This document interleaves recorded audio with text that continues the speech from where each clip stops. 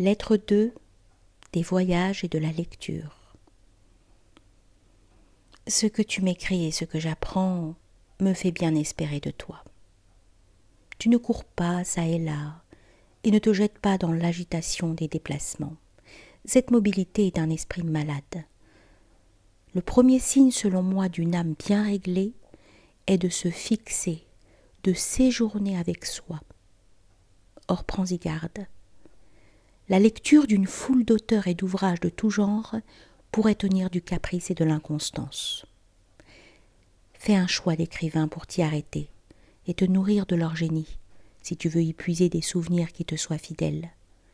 C'est n'être nulle part que d'être partout.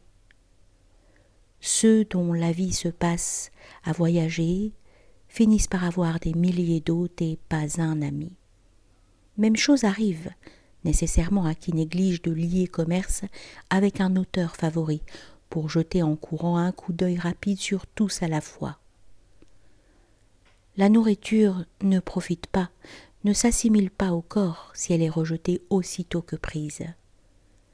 Rien n'entrave une guérison comme de changer sans cesse de remède.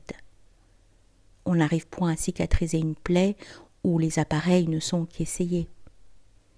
On ne fortifie pas un arbuste par de fréquentes transplantations.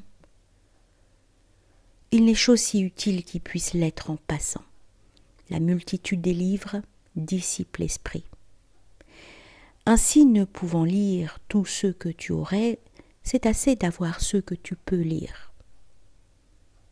Mais j'aime à feuilleter tantôt l'un, tantôt l'autre, me dis-tu.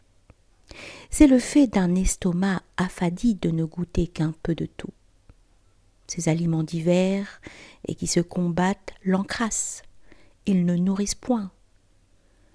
Lis donc habituellement les livres les plus estimés.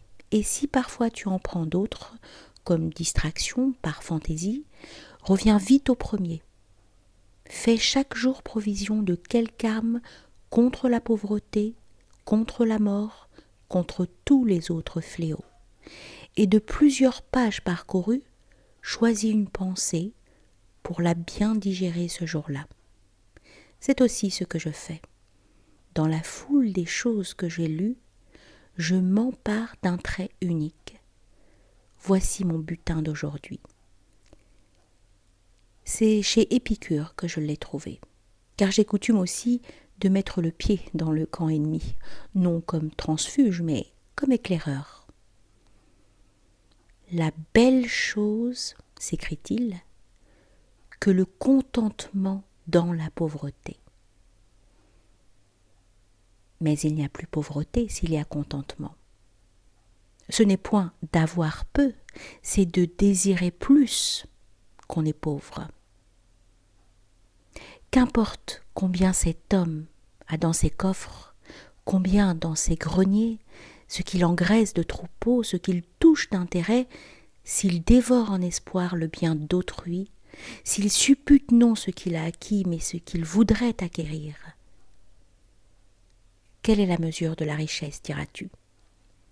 D'abord, le nécessaire.